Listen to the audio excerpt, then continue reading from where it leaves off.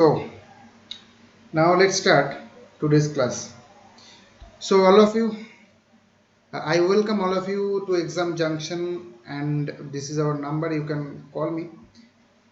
Anyway, so আজকে আমরা যেটা করব সেটা দেখো, টুডেস টার্গেট হচ্ছে আমাদের ডিপিএসপি আজকে আমরা পড়ব। DPSP means what do you mean by DPSP? Can you tell me? It's something very kiddie kind of thing. Directive principles of state policy. এছাড়া আমরা ফান্ডামেন্টাল ডিউটিস পড়বো, অ্যামেন্ডমেন্ট অফ কনস্টিটিউশন পড়বো, basic structure of the constitution পড়বো। আজকে প্রত্যেকটা chapter একেবারে ছোট ছোট। সো আই গেস আজকে আমাদের ক্লাসটা মেবি 45 মিনিটস আর ম্যাক্সিমাম 1 আওয়ারের মধ্যে কমপ্লিট হয়ে যাবে। কিন্তু আজকের ক্লাসটা কমপ্লিট হয়ে গেলে আমাদের যে লক্ষ্মীকান্তের প্রথম যে পার্টটুকু আছে, মানে কনস্টিটিউশনাল স্ট্রাকচার বলে যে অংশটুকু আছে, সেইটুকু কমপ্লিট হবে আজকে।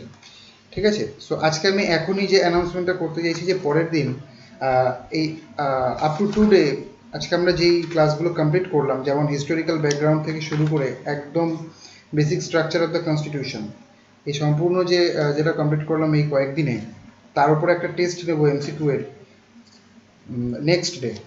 ওকে, এই কনস্টিটিউশনাল ফ্রেমওয়ার্কের ওপর তোমার এখান থেকে 11টা চ্যাপ্টার আমাদের কমপ্লিট হয়ে যাচ্ছে আজকে। সো নেক্সট ডে একটা টেস্ট হবে তোমাদের। যেটা কাজ হবে, প্রত্যেকে কিন্তু রিভাইজ করবে, প্রত্যেকে পড়বে, তা না হলে টেস্টে যদি তোমরা হেলাফেলা করো তাহলে কোনো লাভ নেই ক্লাস জয়েন করে, তাই না? সো টেস্ট দিতে হবে। টেস্টের সময় যেন আমি অ্যাটলিস্ট যে কজন রয়েছে তাদেরকে যেন প্রত্যেককে দেখতে পারি। ঠিক আছে? টেস্ট দিতে হবে। ওকে, সো আর নোটস বানাতে থাকো সাথে সাথে। আচ্ছা, তোমরা প্রত্যেকে কি এমনি নোটস বানাচ্ছ? এখান থেকেই হোক কিংবা নিজেরা পড়েই হোক। আচ্ছা, কীরকম করে দেবো স্যার টেস্ট, এটা আমি জানিয়ে দেবো। আই গেস আমি PDF করে বা কোনোভাবে তোমাদের পাঠিয়ে দেবো। তোমরা 1 by 1 আমাকে পার্সোনালি আমাকে হোয়াটসঅ্যাপে পাঠাবে, তাহলে আমার বুঝতে সুবিধা হবে। কারণ ওপেনলি যদি না হয় তাহলে টেস্টের যে ইন্টেনশন সেটা ঠিকঠাক থাকবে না, তাই না? আমি তোমাদের দেবো, PDF করে দেবো, টাইম ফিক্স করে দেবো যে তোমরা তারপরে আমাকে সেই টাইমের মধ্যে পাঠাবে। আমি টাইম সব বলে দেবো আগে, অ্যান্ড তারপরে নেক্সট ডে আমরা সেটা নিয়ে ডিসকাস করব। ঠিক আছে? তার মানে ধরো আমাদের আজকে শুক্রবার, তো আমি তোমাদের দিয়ে দেবো, মনে করো শনিবারে PDFটা দিয়ে দেবো। ফাইন, শনিবারে হয়তো সন্ধ্যেবেলা PDFটা দিলাম, তারপরে তোমরা আমাকে 1 ঘন্টা টাইম দিলাম, তার মধ্যে করে আমাকে জানালে, অ্যান্ড নেক্সট ডে আমরা কিংবা রবিবারে PDFটা দিলাম, করে জানালে আমরা সোমবার সেটা নিয়ে ডিসকাশন করলাম এবং কে কেমন করেছে সেটা নিয়ে একটু আলোচনা করলাম। ঠিক আছে? এইভাবে করে আমরা টেস্টটা নেব। টেস্ট দিতে হবে। আর দেখো, এইখানে তো তোমাদের যেমন স্কুলের পরীক্ষা দেওয়ার সময় তোমাদের যখন পরীক্ষা দিতে, তখন একটা ইনভিজিলেটর থাকতেন যিনি তোমাদের গার্ড দিতেন তোমরা কেমনভাবে অনেস্টলি দিচ্ছ কিনা তার জন্য। কিন্তু এখানে আমার মনে হয় না যে এই ধরনের কোনো গার্ড বা এই ধরনের কিছুর প্রয়োজন আছে, কারণ অবভিয়াসলি তোমাদের সবাইকে যদি এক্সাম ক্লিয়ার করতে হয় তো তোমাদের নিজেদের গার্ড হতে হবে, তাই না? সো অনেস্টলি দেবে, সুন্দরভাবে পরীক্ষা দেবে, টেস্ট দেবে, আর টেস্টটাকে একদম সিরিয়াসলি নিতে হবে। ওকে, পড়াশোনা করো বাড়িতে। যারা আমি এই টেস্টটার একটু ফ্যাকচুয়াল ডিটেলের ওপর বেশি জোর দেবো। আর কারণ WBCS এর উপরে যদি তোমরা ফোকাস করো তাহলে দেখবে অ্যানালিসিস করলে যে এটা একদম একটু ফ্যাকচুয়াল টাইপের হয়। আর UPSCর জন্য টাইপের যে কোশ্চেনগুলো হয় সেটা একটু অ্যানালিটিক্যাল টাইপের হয়, সেটা আমরা করব, কিন্তু সেটা এখন নয়। যখন আমাদের পলিটি মোটামুটি অর্ধেকটা কমপ্লিট হবে তখন পুরোটা একটা রিভিশন টাইপের হবে, সেই সময় আমরা UPSC লেভেলের কিছু কোশ্চেন দেবো। Okay, analytical type. So next day, facts, you have to memorize the facts. Okay, so today's class, make notes. Again I am saying make notes, and okay, let's go. আচ্ছা দেখো, আজকে আমি একটা যেটা অন্যভাবে করতে চেয়েছিলাম সেটা হলো, আমি হোয়াইট বোর্ডে আমার একটু টাইম শর্টেজের জন্য এইভাবে করেছি। তোমরা কি মানে বুঝতে পারছো? এটা ক্লিয়ার বোঝা যাচ্ছে কি? একটু আমাকে জানাবে। Though my handwriting is not that good, I know that.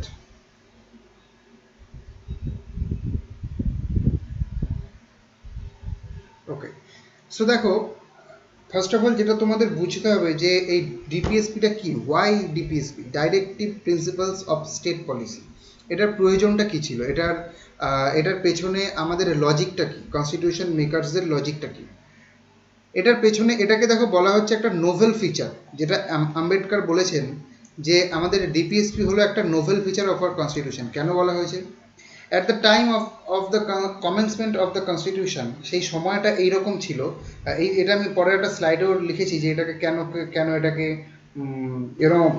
Non justiciable বলা হয়েছে, সেটা আমি দেখিয়েছি পরে। তবে এখানেই ডিসকাশনটা সেরে ফেলি যে এটার ব্যাকগ্রাউন্ডটা কি। যখন আমাদের কনস্টিটিউশনটা তৈরি হয় সেই সময়টা নিয়ে ভাবো তোমরা একটুখানি। সেই সময়টা এরকম ছিল, আমাদের লেস দ্যান 5% লিটারেসি। ওকে, সেখানে প্রচণ্ড পরিমাণে অসামাজিকতা, ইনইকুয়ালিটি সমস্ত কিছু রয়েছে। ফলে সমস্ত রকম ডাইরেক্টিভ প্রিন্সিপালস কিন্তু তখন মেনটেন করা সম্ভব নয়।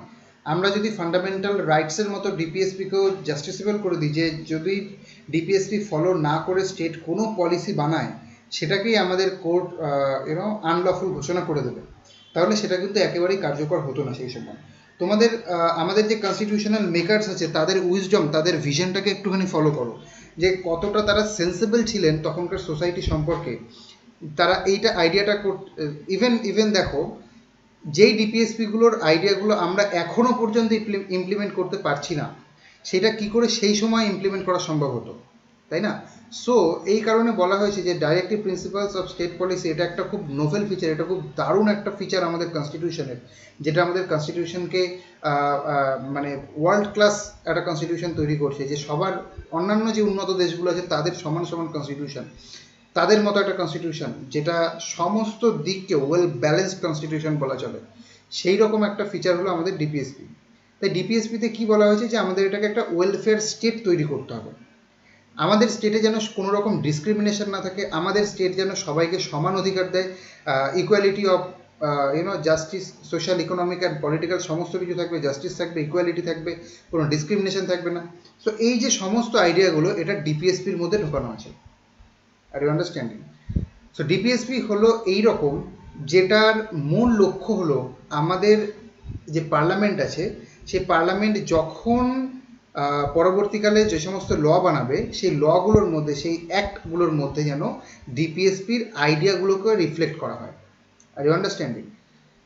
সো আমরা দেখবো আরও ডিটেলে পরে। So first of all, what we have to know is constitutional provisions. It is in part 4 of our constitution, and from article 36 to 51. Okay, you have to know this kind of thing, and of course this is inspired by our by Irish constitution.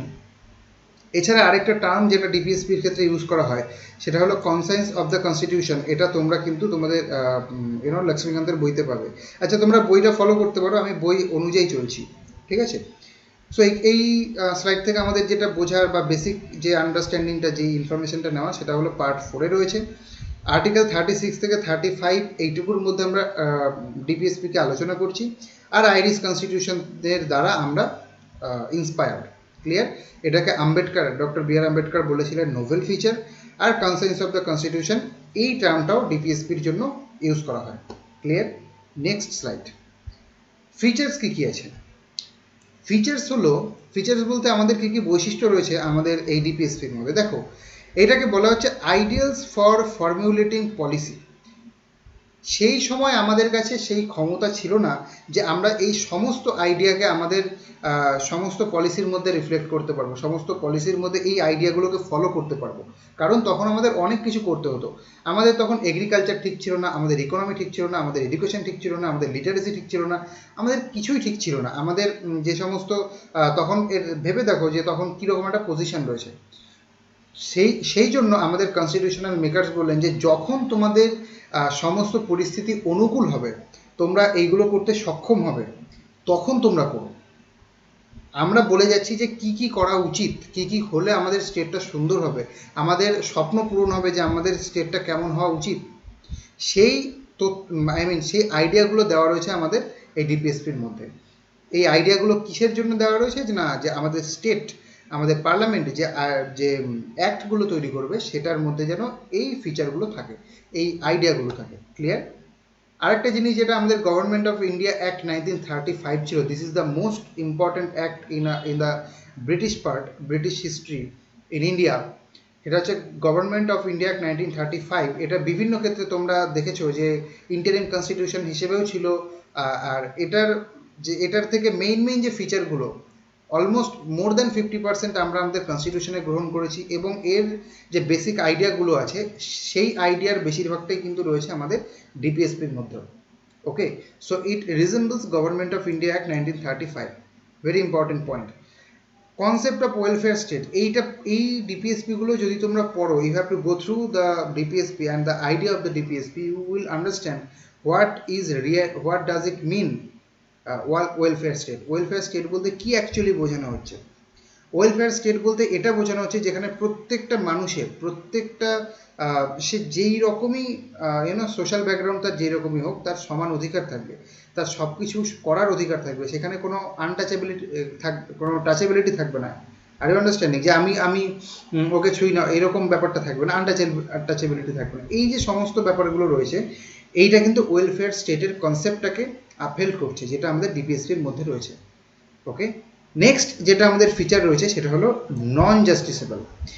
Again যেটা তোমরা দেখেছো যে পরবর্তী ক্ষেত্রে যে এটাকে নন জাস্টিসেবল আমরা কেন এটাকে বলছি, আমি যেটুকু বললাম এক্ষুনি, যে যেহেতু সেই সময় এটা জাস্টিসেবল করা সম্ভব ছিল না, লাইক আওয়ার ফান্ডামেন্টাল রাইটস, এইগুলো এমন একটা পলিসি, এগুলো এমন একটা আইডিয়া যেগুলো সবসময় মেনটেন করা সম্ভব নয়।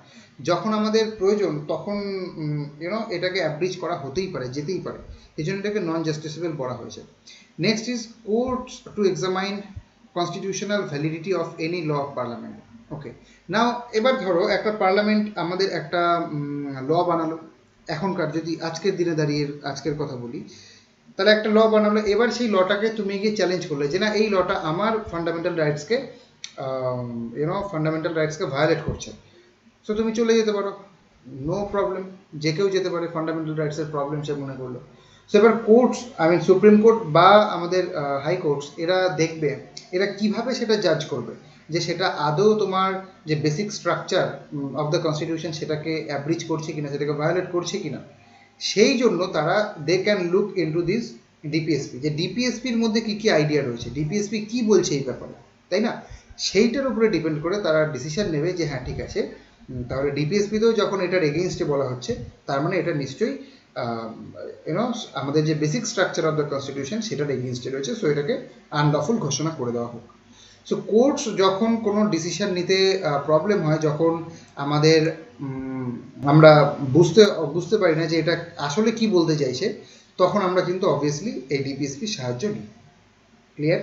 নেক্সট দেখো, এবার যদি তোমরা বইতে দেখো, নেক্সট তোমাদের একটা ক্লাসিফিকেশন দেওয়ার আছে, যেখানে সোশ্যালিস্ট, গান্ধিয়ান, লিবারাল ইন্টেলেকচুয়াল, এইভাবেই করে ভাগ করে দেওয়া আছে। কিন্তু one thing that you have to remember, যেটা কালকে যদি তোমাদের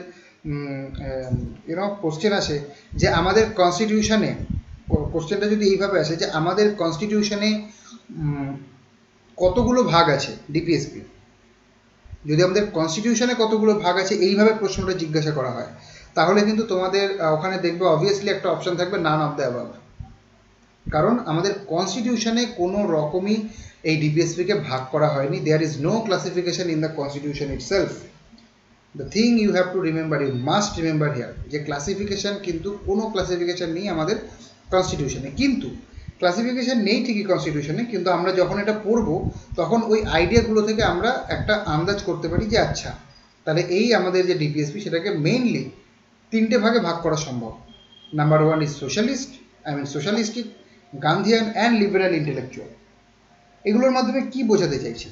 সোশ্যালিস্টিক আইডিয়া বলতে দেখবে তোমরা সবসময় সোশ্যালিস্টিক আইডিয়া বলতে সেটাই বোঝানো হয় যেইখানে ইকুয়ালিটির কথা বলা হবে, ঠিক আছে, যেইখানে সাধারণ মানুষের কথা বলা হবে, যেখানে ওয়ার্কার্সদের কথা বলা হবে। সোশ্যালিস্ট বলতে আমাদের কি মনে হয়? কমিউনিজমের কথা মনে হয়, তাই না?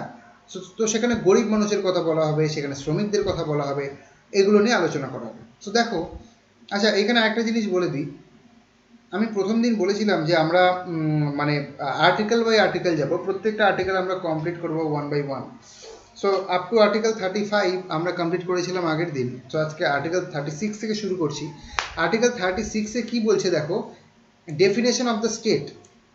সো এই যে আমাদের ডিপিএসপি, এটা কাকে মেনে চলতে হবে, কে এই ডিপিএসপির আইডিয়াগুলো মেনে চলবে? আমাদের স্টেট মেনে চলবে। তা স্টেট বলতে কি বোঝানো হচ্ছে? স্টেট বলতে যেটা বোঝানো হচ্ছে সেইটা বলা হয়েছে 36-এ। সো এই স্টেটের তোমার ডেফিনেশনটা একদম হুবহু সেইটাই যেটা আমাদের ফান্ডামেন্টাল রাইটসের সময় ছিল, যে সমস্ত central government, state government, local government and all the authorities that is connected with the government, এই সমস্ত কিছু মিলিয়ে কিন্তু স্টেট। তো এই প্রত্যেকটা wing, every wing of the state is you know they suppose to use the fundamental, I'm sorry, the DPSP when they are formulating any kind of policy. So এই ক্ষেত্রে ডেফিনেশন অফ দ্য স্টেট একেবারে same fundamental রাইটসের স্টেটের সাথে। So এটা আমি আগের দিনও বলেছিলাম যে পার্ট 3 এবং পার্ট 4-এর যে স্টেটের ডেফিনেশন সেটা একদম সেম। সো 36-এর ডেফিনেশন অফ স্টেট সম্পর্কে বলা হচ্ছে। আর্টিকেল 37-এ কি বলা হচ্ছে? অ্যাপ্লিকেশন অফ ডিপিএসপি, যে ডিপিএসপিটা অ্যাপ্লিকেশন কীরকম হবে, মানে ডিপিএসপিটা আমরা কীভাবে ইউজ করব। যেমন আমি এক্ষুনি বললাম যে যখন কোনো আমাদের পার্লামেন্ট কিংবা অন্যান্য কোনো গভর্নমেন্টের পার্ট যখন কোনো পলিসি বানাবে কিংবা যখন কোনো ল বানাবে, যখন কোনো অ্যাক্ট পাস করবে, তখন তাদের খেয়াল রাখতে হবে যেন এই ডিপিএসপির আইডিয়াগুলো তারা মেনে চলে। ঠিক আছে, এইটা বলা আছে আর্টিকেল 37-এ। আর কি বলা আছে? যে এটা নন জাস্টিসেবল, এই দুটো কথাই কিন্তু বলা আছে article 37-এ। So Article 36 complete, 37 complete. Now look into the Article 38. Article 38 কি বলছে? বেসিক্যালি এটাকে আমাদের দেশকে ওয়েলফেয়ার স্টেট তৈরি করতে হবে, সেই জন্য মিনিমাইজ দ্য ইনইকুয়ালিটিস। ইনইকুয়ালিটিস কোন ক্ষেত্রে মিনিমাইজ করতে বলা হচ্ছে আর্টিকেল 38-এ? যে জাস্টিস, প্রত্যেকে যেন জাস্টিস পায়। ওকে, জাস্টিস বলতে কি? সোশ্যাল, ইকোনমিক অ্যান্ড পলিটিক্যাল, প্রত্যেকটা ক্ষেত্রে। আচ্ছা, ইকুয়ালিটি কোন ক্ষেত্রে যেন হয়? ইনকামের ক্ষেত্রে, স্ট্যাটাসের ক্ষেত্রে, ফ্যাসিলিটিসের ক্ষেত্রে, সব রকম যে অপরচুনিটিস আছে সেই ক্ষেত্রে, এই সমস্ত ক্ষেত্রে আমাদের যে পার্লামেন্ট ল বানাবে তখন তাদের এগুলো খেয়াল রাখতে হবে যে প্রত্যেকের যেন ইকুয়ালিটি থাকে। কিসের ব্যাপারে? না এই সমস্ত জিনিসের ক্ষেত্রে, যে স্ট্যাটাস, ফ্যাসিলিটি, অপরচুনিটি, এগুলো যেন সবার মেনটেন হয়। ঠিক আছে, এটা বলছে আর্টিকেল 38। আর্টিকেল 39-এ কি বলছে? Minimize the inequalities. এই ইনইকুয়ালিটি কি বলছে? দেখো এখানেও আর্টিকেল 38-এও ইনইকুয়ালিটির কথা বলা হচ্ছে, আর্টিকেল 39-এও ইনইকুয়ালিটির কথা বলা হচ্ছে, কিন্তু সেটার ফিল্ড আলাদা। Are you understanding? এখানে বলা হচ্ছে যে জাস্টিসের ক্ষেত্রে, অপরচুনিটিসের ক্ষেত্রে, এই সবের ক্ষেত্রে যেন ইনইকুয়ালিটি থাকে, ইনইকুয়ালিটি না থাকে। আর এখানে কি বলা হচ্ছে? যে ওয়েলথ, মানি, যে আমাদের দেশে যে সম্পদ আছে, তাই না, টাকা পয়সা আছে, এই টাকা পয়সা গভর্নমেন্টকে পলিসিগুলো এইভাবে বানাতে হবে যেন এই টাকা পয়সা কোনো পার্টিকুলারলি এক জায়গায় কনসেন্ট্রেট না হয়। এই ওয়ার্ডগুলো, এই লাইনগুলো তোমরা বইতে পাবে, you have to read the book. আচ্ছা, যদি তোমরা মনে করো শুধুমাত্র এই স্লাইডটা পড়লে হবে, এরকম কিন্তু নয়। এটাকে একটা বলতে পারো বার্ড আই ভিউ আমি তোমাদের দিচ্ছি, যে একটা সম্পূর্ণ আইডিয়া। এই স্লাইডটা তোমাদের ইন্ডেক্সের কাজ করতে পারে, যে আচ্ছা এইখান থেকে আমাদের এইটা পড়তে হবে। ঠিক আছে, তো আর্টিকেল 39-এ যে এই inequality of wealth and money এইগুলো বলা হচ্ছে, এইটা তোমাদের পড়তে হবে। So go into the book and by read by yourself. প্রত্যেকটা আর্টিকেল ধরে ধরে, যেমন সোশ্যালিস্টিক প্রিন্সিপালসগুলো কী কী তোমাদের খানিকটা মনে রাখতে হবে, যে সেখানে ইনইকুয়ালিটির কথা বলা হয়েছে, সেখানে ইকুয়াল জাস্টিসের কথা বলা হয়েছে, free legal aid and for the poor, এই কথাটা বলা হয়েছে, যেটা আর্টিকেল 39-এতে বলা হয়েছে। আর্টিকেল 40 আমরা দেখবো গান্ধিয়ান প্রিন্সিপালের ক্ষেত্রে। আর্টিকেল 41-এ কি বলা হচ্ছে? Right to education, right to work and assistance to old age and poor people. এইটা বলা হচ্ছে যে প্রত্যেকে যারা বয়স্ক হয়ে গেছে কিংবা যারা খুব গরিব, তাদেরকে যেন সরকার বা স্টেট কিছু হেল্প করে। ঠিক আছে, এটা কোনো জাস্টিসেবল নয়, মানে এটা হলে ভালো হবে। যদি তোমরা এরকম পলিসি বানাতে পারো যাতে এই জিনিসগুলো ফলো করা হচ্ছে, তাহলে তোমরা খুব ভালো কাজ করছো। You should follow this principles, basically এইটা বলতে চাই ডিপিএসপি। ঠিক আছে, সেই জন্য দেখবে যে আমাদের যে সমস্ত পলিসিগুলো এখন রয়েছে তার কিছু কিছু ডিপিএসপিকে ফলো করছে, কিছু কিছু ফলো করছে না। যেমন কনসেন্ট্রেশন অফ ওয়েলথ, এই ব্যাপারটা কিন্তু আমাদের পলিসিতে, এটা দো দ্য গভর্নমেন্ট ইজ ট্রাইং, কিন্তু ফলো করলে দেখা যাবে যে এটা কিন্তু হচ্ছে না। যেটা বলা হয় যে 70% of the wealth is concentrated in the 10% of the people, in the hand of 10% of the people. তাহলে আমাদের দেশের যদি 100 টাকা থাকে, 70 টাকাই রয়েছে মাত্র 10 জনের কাছে, বাদ বাকি 90 জন কিন্তু ওই 30 টাকা নিয়ে সন্তুষ্ট থাকতে হবে। Are you understanding? এইরকম একটা সিচুয়েশন কিন্তু আমাদের দেশে তৈরি হচ্ছে। সো এই যে minimise the inequality as far as the wealth and money is concerned, এই আর্টিকেল 39 কিন্তু আমরা ফলো করছি না। Are you understanding? So again it is not justiciable, সেই জন্য কেউ এটার এগেইনস্টে তোমাকে কোর্টেও যেতে পারছে না। ক্লিয়ার? এনিওয়ে, আর্টিকেল 42 কি বলছে দেখো। আর্টিকেল 42 বলছে humane condition of work and maternity leave. তাহলে আমরা যখন কোনো একটা ওয়ার্কারকে কাজ করাচ্ছি, দেখো সোশ্যালিস্টিক আইডিয়ার মধ্যে কিন্তু বারবার ওয়ার্কার্স আসছে অ্যান্ড পুয়ার্স আসছে, দেখতে পাচ্ছ? সো দেখো, worker, human condition of work, যে এই যে ওয়ার্কার যারা আছে তারা কাজ করে যাচ্ছে, তাদের যে কোনো পরিস্থিতিতে তারা কাজ করছে, তাদেরকে আমরা কোনো রকম সুযোগ সুবিধা দিচ্ছি না, তারা এমন পরিস্থিতিতে কাজ করছে যাতে তাদের হেলথ ইস্যু তৈরি হতে পারে, এইটা যেন না হয়। Are you understanding? তারা ওয়ার্কার, তারা কাজ করছে ঠিক আছে, কিন্তু তাদের ঠিকঠাক মতো একটা কন্ডিশন দিতে হবে, তাদের একটা এমন জায়গায় কাজ করতে দিতে হবে যাতে তাদের সমস্যা কোনো রকম না হয়। Maternity leave, yes, maternity leave is there. যখন কোনো যখন কোনো কেউ মা হতে চলেছে, এরকম যখন সিচুয়েশন তৈরি হয়, তখন তাকে কিন্তু ছুটি দিতে হবে, তাই না? তখন তাকে কোনো রকমভাবে ফোর্স করা যাবে না যে তবুও তোমাকে কাজ করতে হবে, এটা কিন্তু করা সম্ভব নয়। সো ম্যাটারনিটি লিভ দিতে হবে, আর প্রত্যেকটা গভর্নমেন্ট, প্রত্যেকটা অফিসে এই ম্যাটারনিটি লিভ দেওয়াও হয়। That is it. আর্টিকেল 43 কি বলছে? 43 কি বলছে? Decent standard of life for workers. Again দেখো, এগেইন ওয়ার্কার্স। সো বেসিক্যালি তোমাদের এইরকম আর্টিকেল ওয়াইজ মনে রাখার কোনো প্রয়োজন নেই, আমি শুধুমাত্র তোমাদের আইডিয়াটা দেওয়ার জন্য বলেছি।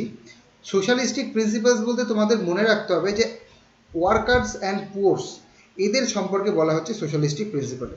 কি বলা হচ্ছে? যে না, এরা যেন ঠিকঠাক ফুড পায়, যেমন আর্টিকেল 47-এ নিউট্রিশনের কথা বলা হয়েছে, এদের যেন আচ্ছা, এখানে আরেকটা জিনিস বলা হয়েছে আর্টিকেল 43A-তে, ওয়ার্কার্স ইন ইন্ডাস্ট্রি ম্যানেজমেন্ট। তাহলে কোনো একটা ইন্ডাস্ট্রির যে ম্যানেজমেন্ট আছে, সেই ম্যানেজমেন্টটা শুধুমাত্র যেন ধনী মানুষদের দ্বারা অকুপাইড না হয়, সেখানে যেন ওয়ার্কাররাও স্থান পায়, তাদের কথাও যেন শোনা হয় সেই ম্যানেজমেন্টে। এইটা বলা হচ্ছে আর্টিকেল 43A-তে। তাহলে বেসিক্যালি সোশ্যালিস্টিক প্রিন্সিপালে আমরা কি দেখতে পাচ্ছি? যে ওয়ার্কার্স অ্যান্ড পুয়ার্স, যারা এই সমস্ত কাজকর্ম করছে বা যারা মার্জিনালাইজড, তাদের উপরে একটা ফোকাস দেওয়া হচ্ছে সোশ্যালিস্টিক প্রিন্সিপালে। Are you understanding? ইকুয়াল জাস্টিসের কথা বলা হচ্ছে, মিনিমাইজ ইনইকুয়ালিটির কথা বলা হচ্ছে, right to education, right to ওয়ার্কের কথা বলা হচ্ছে, হিউম্যান কন্ডিশন অফ ওয়ার্কের কথা বলা হচ্ছে, স্ট্যান্ডার্ড অফ লাইফের কথা বলা হচ্ছে। সো এই ব্যাপারগুলো তোমাদের একটু একটা বেসিক আইডিয়া মাথায় রাখতে হবে, আর শুধু এটুকু মাথায় রাখতে হবে যে সোশ্যালিস্টিক আইডিয়া মোটামুটি ওই 38 থেকে শুরু করে 47, এই যে আর্টিকেলগুলো রয়েছে, এইখানে সোশ্যালিস্টিক প্রিন্সিপালের কথা বলা হচ্ছে। ক্লিয়ার? তোমাদের আর্টিকেল বাই আর্টিকেল এই জায়গাটা মনে না রাখলেও চলবে, just have an idea, overall একটা আইডিয়া থাকলেই চলবে। এনিওয়ে, নেক্সট দেখো গান্ধীয়ান প্রিন্সিপাল। সো গান্ধীয়ান প্রিন্সিপালে বেসিক্যালি গান্ধীজি কি বলতেন? গান্ধীজি বলতেন যে ওই বড় বড় আমরা একটা সেন্টার তৈরি করব, সেই সেন্টার থেকে সব জায়গায় আমরা কন্ট্রোল করব, এই রকমের কোনো প্রয়োজন নেই। পঞ্চায়েত বা স্মল ইউনিট অফ গভর্নমেন্ট তৈরি করো। যেমন আজকে যদি তোমরা মনে করো যে কেউ ধরো কলকাতায় আছো, সো গান্ধীজির বক্তব্য ছিল যে কলকাতার মানুষজন ঠিক করবে যে কলকাতায় কে রুল করবে। পঞ্চায়েত, মিউনিসিপ্যালিটি, যেটা আমরা ফলো করছি অবভিয়াসলি, যেটা পরবর্তীতে ইমপ্লিমেন্ট করা হয়েছে, যদিও কনস্টিটিউশনে এইরকম কোনো প্রভিশন ছিল না। সো পঞ্চায়েত, আর্টিকেল 40 বলছে পঞ্চায়েত। ওকে, পঞ্চায়েতের সম্পর্কে আর্টিকেল 40 বলছে। 43 কি বলছে? Again standard of living and cottage industry. Gandhiji সবসময় বলতেন, দেখবে গান্ধীজির ছবি মানে একটা তোমার চরকার কথা মনে পড়বে। সো কোটেজ ইন্ডাস্ট্রি, যে বড় বড় ইন্ডাস্ট্রি হওয়ার কোনো প্রয়োজন নেই। বড় বড় ইন্ডাস্ট্রি মানে সেখানে বড় বড় তার মানে সেখানে ওয়ার্কারদের ফোর্স করা হবে, সেখানে তোমাদের ধনী কিছু ব্যক্তি হবে, কিছু মার্জিনালাইজড ব্যক্তি হবে। সো এই বড় ইন্ডাস্ট্রির থেকে আমাদের দরকার কোটেজ ইন্ডাস্ট্রি তৈরি করা, যাতে প্রত্যেকে স্বনির্ভর হতে পারে, প্রত্যেকে বাড়িতে বসে বা ছোট ছোট ইন্ডাস্ট্রির মধ্যে নিজেরা কাজ করতে পারে, কোটেজ ইন্ডাস্ট্রি। এটা বলা হচ্ছে আর্টিকেল 43-তে। আর্টিকেল 43B-তে কি বলেছে? 43 আমরা পরে দেখব। 43B-তে কি বলছে? Autonomous cooperative society. Cooperative society বলতে কি? যেমন ধরো এখন দেখবে তোমরা বিভিন্ন ক্ষেত্রে, যেমন বিভিন্ন ছোট ছোট ব্যাংকস যেগুলো আছে, তারা তোমাদের লোন দিচ্ছে, লোন, ঠিক আছে? এটা একটা কোঅপারেটিভ কাইন্ড অফ সোসাইটি। আর কোঅপারেটিভ সোসাইটি বলতে এই রকম যে একটা ফান্ড তৈরি করা হবে, সেই ফান্ডে বিভিন্ন জন এসে, সেই ফান্ডের যতজন মেম্বার হবে, সেই সোসাইটির যতজন মেম্বার হবে, তারা মান্থলি কিছু কিছু ডোনেশন করবে ওই ফান্ডে, ঠিক আছে? আর যখন ওই মেম্বারদের মধ্যে কারো কিছু প্রয়োজন হবে, কারো কিছু একটা ইমার্জেন্সি সিচুয়েশন তৈরি হলো, তারা সেই ফান্ড থেকে কিছু লোন রেজ করতে পারবে। Are you understanding? মনে করো একটা বালতি রয়েছে, সেই বালতিতে তোমাদের পাড়ার কিংবা একটা পুকুর রয়েছে, সেই পুকুরে তোমাদের পাড়ার প্রত্যেকে এসে এক বালতি করে জল প্রতিদিন সেই পুকুরে রাখছে, ঠিক আছে? এবার ধরো তোমাদের কারো একজনের হঠাৎ করে বেশি পরিমাণ জলের প্রয়োজন হলো, তাহলে তোমরা ওই পুকুর থেকে যারা রেখেছো তাদের মধ্যে থেকে কেউ একজন ওই পুকুর থেকে কিছুটা জল সংগ্রহ করতে পারো। ক্লিয়ার? তো এইরকম একটা ব্যাপার হচ্ছে আমাদের কোঅপারেটিভ সোসাইটি। এটাকে অটোনমাস করার কথা বলা হয়েছে আর্টিকেল 43B তে। ক্লিয়ার? আর্টিকেল 46 এ কি বলছে? Protection of SC ST OBC, যেটা আমাদের স্টেট, সেন্ট্রাল গভর্নমেন্ট এবং স্টেট গভর্নমেন্ট সবাই ফলো করছে। There are some you know protections for them, reservations for them, you know. তারপরে বিভিন্ন ধরনের স্কলারশিপস তাদের জন্য রয়েছে, বিভিন্ন ধরনের পলিসি তাদের জন্য রয়েছে। So protection of SC ST OBC এটা একদম খুব ভালোভাবে ফলো হচ্ছে আমাদের দেশে। আর্টিকেল 47 কি বলছে? Prohibit dangerous drink and drugs. যেমন ধরো বিভিন্ন ধরনের যেমন যদি বলা হয় একটা ড্রাগ, যেমন ধরো আমি যদি বলি গাঁজা যেটাকে বলে, এই ধরনের জিনিসগুলো বা এই ধরনের যে সমস্ত যেগুলো তোমার হেলথকে প্রচণ্ড পরিমাণে হার্ম করতে পারে, এই ধরনের জিনিসকে কিন্তু ব্যান করা হচ্ছে, ঠিক আছে?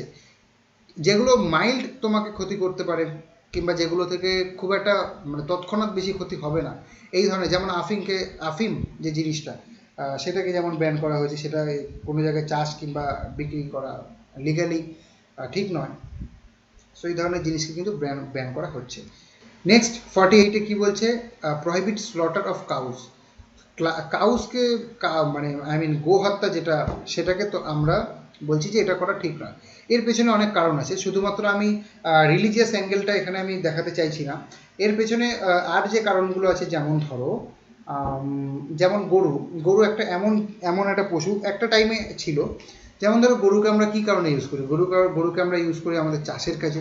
গরুকে আমরা ইউজ করি, তার থেকে আমরা দুধ পাই, যেটা সাধারণ মানুষ খেতে পারে এবং প্রতিনিয়ত দুধ পাই। তো গরুকে যদি মেরেই ফেলা হয় তো তার থেকে আমরা সেটা পাবো না। এইরকম যে ব্যাপারগুলো, এইরকম যে আইডিয়াগুলো রয়েছে, সেই সমস্ত কারণে বলা হয়েছে যে prohibit slaughter of cows. And Gandhiji দেখো ধরো অবভিয়াসলি হিন্দু ছিলেন, সো সেই একটা রিলিজিয়াস টিল্ট তো তার আইডিয়ার মধ্যে থাকবেই, ঠিক আছে? So Hinduism wise slaughter of cows is not good. So এটা গান্ধিয়ান যেহেতু প্রিন্সিপাল, সেখানে এই ব্যাপারটা জায়গা পেয়েছে যে prohibition of slaughter of cows. Clear? So এই আইডিয়াগুলো তাহলে দেখো কি কি গান্ধিয়ান প্রিন্সিপাল আমরা কি কি মেনলি দেখতে পাচ্ছি। পঞ্চায়েত অথবা লোকাল গভর্নমেন্টের কথা বলছে, কটেজ ইন্ডাস্ট্রির কথা বলছে, কোঅপারেটিভ সোসাইটির কথা বলছে, মার্জিনালাইজ যারা আছে তাদের কথা বলছে। তারপরে যে প্রহিবিট যে সমস্ত ডেঞ্জারাস ড্রাগস আছে তাদেরকে ব্যান করার কথা বলা হচ্ছে। আর কাউ বা এই ধরনের যে সমস্ত ক্যাটেল আছে তাদেরকে যাতে মারা না হয়, এই সমস্ত কথা বলছে। তাহলে এইটা তুমি ভেরি ইজিলি মনে রাখতে পারবে কীভাবে? যদি তুমি গান্ধীজি সম্পর্কে আইডিয়া থাকে। তোমরা যদি মডার্ন ইন্ডিয়া পড়ে থাকো, তো মডার্ন ইন্ডিয়ায় তার যে সমস্ত আইডিয়াসগুলো রয়েছে, বেসিক্যালি সেই আইডিয়াগুলোই তো এখানে রয়েছে, তাই না? So it's pretty easy. আজকে যে পুরো লেসনটাই একটু ইজি আছে, এমন কিছু হাইফাই নেই। So that is it about Gandhian principle. Next দেখো লিবারেল প্রিন্সিপাল। লিবারেল প্রিন্সিপাল বলতে কী বোঝানো হচ্ছে? লিবারেল প্রিন্সিপাল বলতে সেই সোশ্যালিস্টিক আইডিয়াটা যেটা ছিল সেইটা, আর অন্যদিকে সেইটা থেকেও কিছুটা বেরিয়ে আসা হয়েছে। সোশ্যালিস্টিক আইডিয়া বলতে বোঝানো হচ্ছে সেইটা যে আমরা সেখানে কোনো রকম কোনো মালিক থাকবে না, প্রত্যেকে সমান হবে, সমস্ত শ্রমিকের মধ্যে সমস্ত টাকা পয়সা সমান ভাগ করে দেওয়া হবে, যাতে কোনো কনসেন্ট্রেশন না হয় ওয়েলথের। এই ব্যাপারটা ছিল আমাদের সোশ্যালিজম বা কমিউনিজম এই ব্যাপারটা।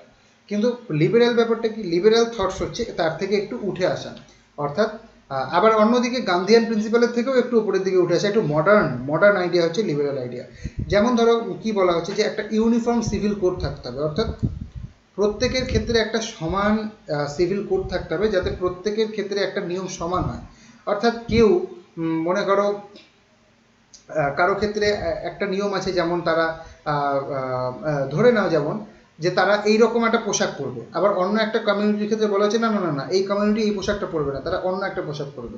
একটা কমিউনিটিকে বলা হলো তোমরা এই খাবার খাবে, আরেকটা কমিউনিটি বললো না তোমরা এই খাবার খাবে না। সো এই ব্যাপারটা এরকম ডিভিশন যেন না থাকে। সো একটা ইউনিফর্ম সিভিল কোড থাকতে হবে, প্রত্যেকের আইনকে মেনে চলতে হবে, প্রত্যেকের সমানভাবে চলতে হবে, কোনো যেন ডিফারেন্সিয়েশন না তৈরি হয়। So uniform civil code for all, article 44 বলছে।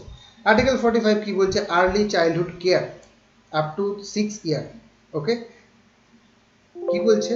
যে আর্লি চাইল্ডহুড কেয়ার থাকতে হবে, অর্থাৎ যখন একটা বাচ্চার জন্ম হচ্ছে, একটা শিশুর জন্ম হচ্ছে, সেখান থেকে তার কেয়ার শুরু হচ্ছে। আজকে যদি তুমি দেখো একটা শিশুর যখন জন্ম হচ্ছে এবং তাকে যখনই কোনো একটা অঙ্গনওয়াড়ি বা এই ধরনের স্কুলে ভর্তি করা হচ্ছে, সেইখান থেকে তার ভরণ পোষণ যেটাকে বলে, তার খাবার থেকে শুরু করে, তার বইপত্র থেকে শুরু করে, তার ওষুধ থেকে শুরু করে, সে যেই কি পোশাক পরবে স্কুলে সেগুলো থেকে শুরু করে, তার ব্যাগ থেকে শুরু করে, জুতো, এভরিথিং সমস্ত কিন্তু আমাদের স্টেট গভর্নমেন্ট বা সেন্ট্রাল গভর্নমেন্টের যে সমস্ত পলিসি আছে সেগুলোর মাধ্যমে কিন্তু দেওয়া হচ্ছে। প্রতিদিন তারা খাবার পাচ্ছে, তাই না? এই যে ব্যাপারগুলো, তাহলে early childhood care up to 6 ইয়ার, এটা অবভিয়াসলি আমরা ফলো করছি। আর এটা একটা জিনিস, 86 কনস্টিটিউশনাল অ্যামেন্ডমেন্ট অ্যাক্ট, এইটার মাধ্যমে এইটাকে আমরা যুক্ত করেছিলাম। ওকে, সো আর্টিকেল 45 বলছে আর্লি চাইল্ডহুড কেয়ার। নেক্সট কি বলছে আর্টিকেল 48, দেখো, modernisation of agriculture and animal husbandry. Very basic thing. আমরা যদি পুরনো দিনের মতোই একই সেই গরু ইউজ করছি, বা কোনো রকম ফার্টিলাইজার ইউজ করছি না, কোনো রকমভাবে পেস্টিসাইড ইউজ করছি না, এইরকম, কিংবা কোনো রকম মেকানাইজেশন করছি না, পুরনো দিনে সেই লাঙল ইউজ করছি, তাহলে আমাদের এই যে গ্রোয়িং পপুলেশন, এই পপুলেশনের সাথে আমরা কি করে খাপ খাইয়ে নেব, তাই না? আমাদের পপুলেশন তো বেড়ে চলেছে, কিন্তু আমাদের ল্যান্ড অফ এগ্রিকালচার সেটা তো বাড়ছে না। সো আমাদের ওই একই পরিমাণ জমির মধ্যে বেশি পরিমাণ জিনিস উৎপাদন করতে হবে, তাই না? তো সেইটা যদি করতে হয় তাহলে অবভিয়াসলি সেটাকে মডার্নাইজ করতে হবে, আমাদের নতুন নতুন আইডিয়াকে খুঁজে বার করতে হবে। সো এই জন্য আমাদের মডার্নাইজেশন দরকার, কিসে না, এগ্রিকালচারে অ্যান্ড অ্যানিম্যাল হাজবেন্ডারিতে মডার্নাইজেশন দরকার। ক্লিয়ার? নেক্সট দেখো article 48A, protect forest and wild life. Obviously বিভিন্ন ধরনের ল তৈরি হয়েছে, যে এনভায়রনমেন্ট প্রোটেকশন অ্যাক্ট যেমন আমাদের রয়েছে, তাহলে সেইগুলোর আন্ডারে কি বলা হয়েছে, যে আমাদের যে সমস্ত যত বন আছে, যত ফরেস্ট আছে, সেগুলোকে প্রোটেক্ট করতে হবে।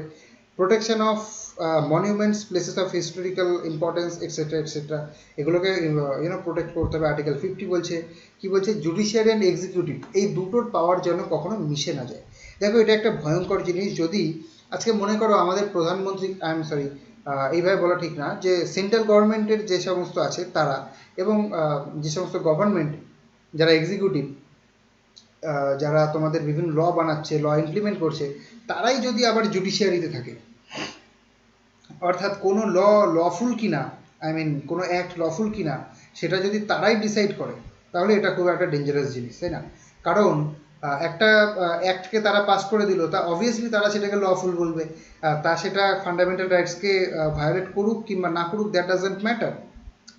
সো তাদের যে উদ্দেশ্য সেটা পূরণ করার জন্য কিন্তু তারা এই সমস্ত করবে। সো আর্টিকেল 50 বারবার বলছে, এছাড়া আমাদের বেসিক স্ট্রাকচারের মধ্যেও দেখবো যে জুডিশিয়ারি এবং এক্সিকিউটিভ, এদের যে আইডিয়া, এদের যে ফাংশন, এটাকে আমাদের ডিফারেন্সিয়েট করতে হবে। তারা যেন একই লোক যেন জুডিশিয়ারিতে এবং এক্সিকিউটিভে না থাকে। ক্লিয়ার? আর্টিকেল 51 কি বলছে?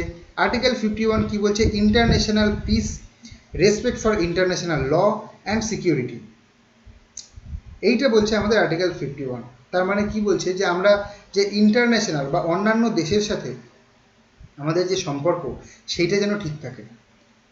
সো লিবারাল, তোমাদের যে লিবারাল প্রিন্সিপাল রয়েছে, এখানে তোমরা দেখতে পাবে যে একটু মডার্ন চিন্তাভাবনার কথা বলা হয়েছে, তাই না?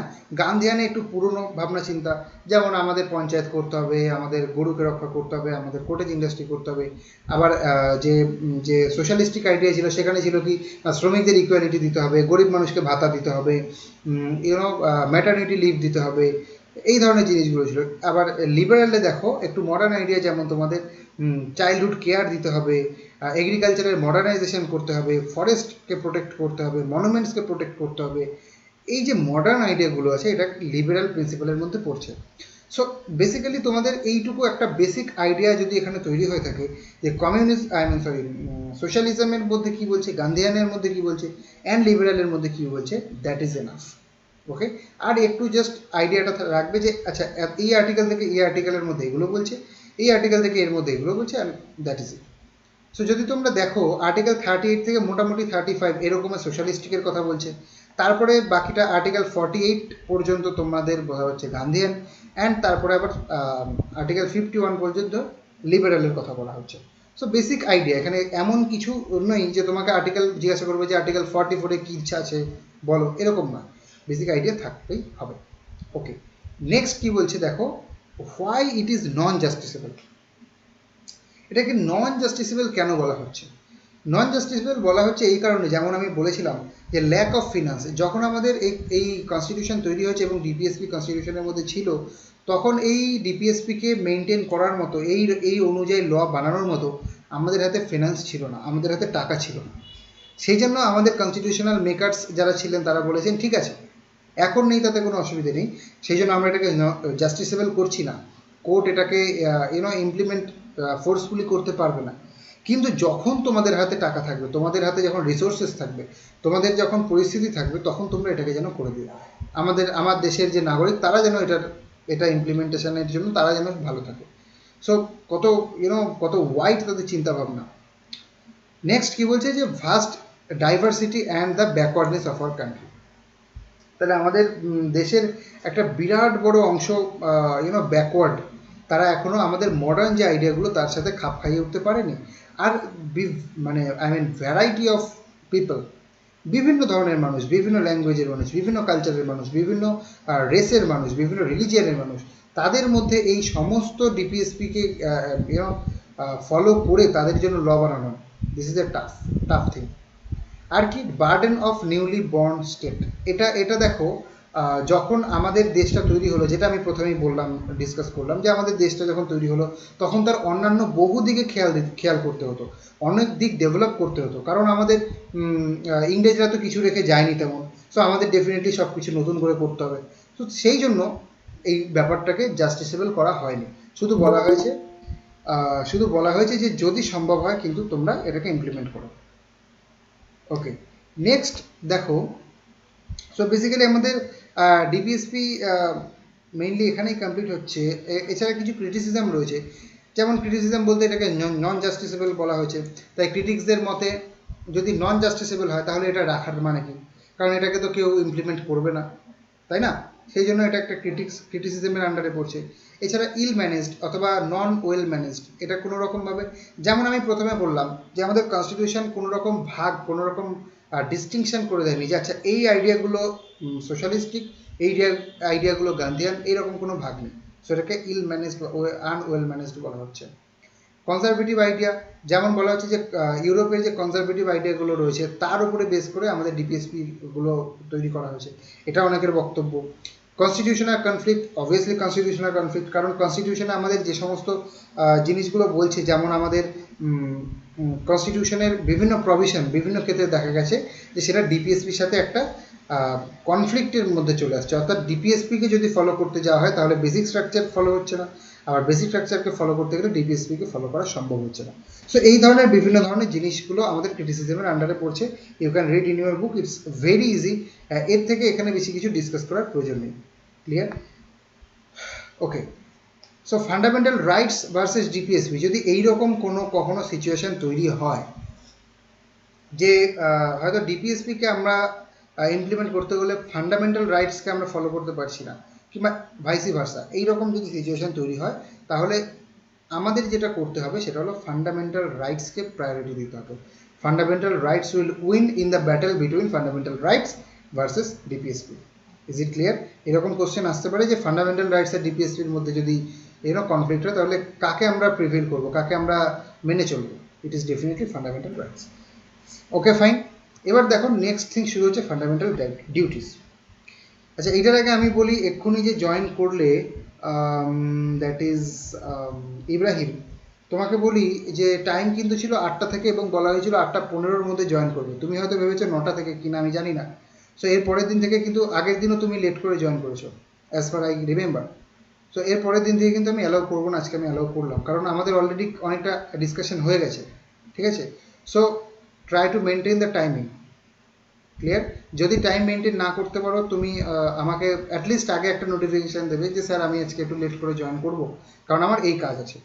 আদারওয়াইজ আমি তোমাকে এরপরে কিন্তু আমি অ্যালাউ করবো না। আজকে লাস্ট টাইম অ্যালাউ করলাম এবং তোমাকে বলে দিলাম, কারণ আমি পড়াচ্ছি মানে এই না, ফ্রিতে পড়াচ্ছি মানে এই না যে কোনো রকম ডিসিপ্লিন থাকবে না, এরকম নয়।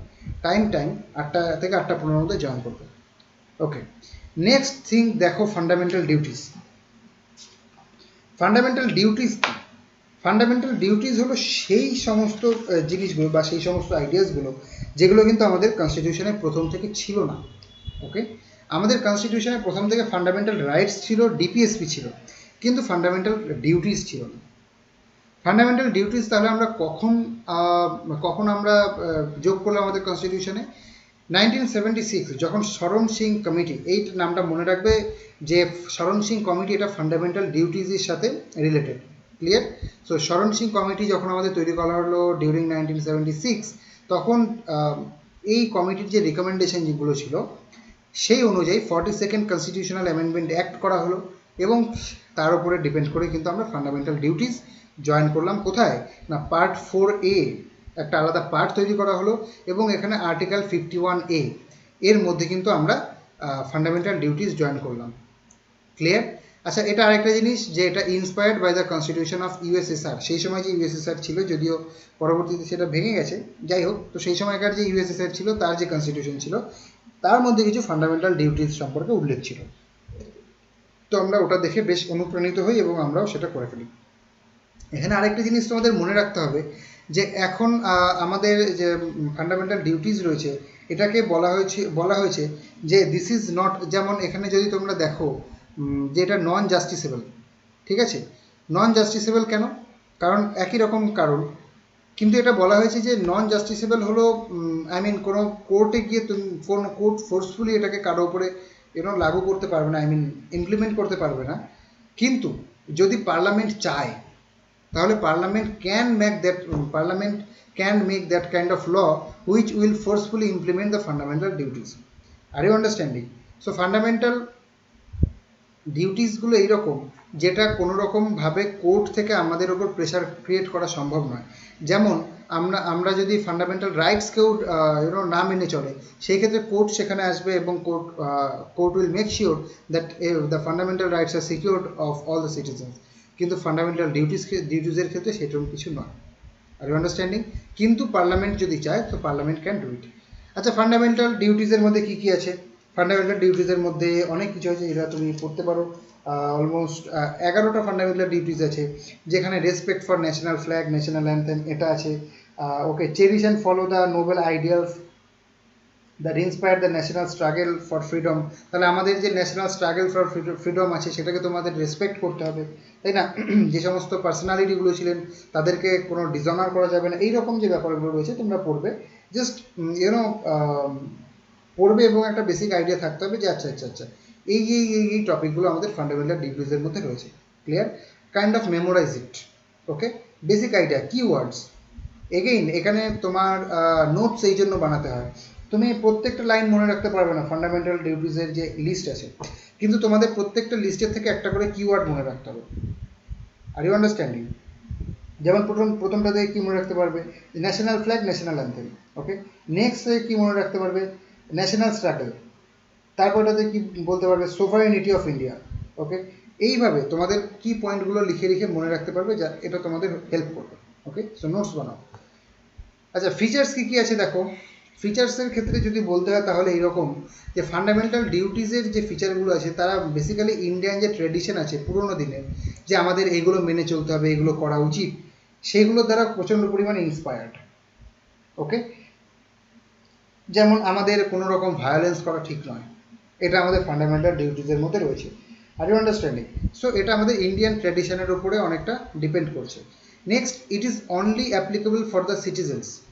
যেমন ফান্ডামেন্টাল রাইটস সিটিজেন এবং যারা ফরেনার্স আছে তাদের উপরেও ইমপ্লিমেন্ট করা যাবে, প্রত্যেকের জন্য অ্যাভেলেবল ফান্ডামেন্টাল রাইটস।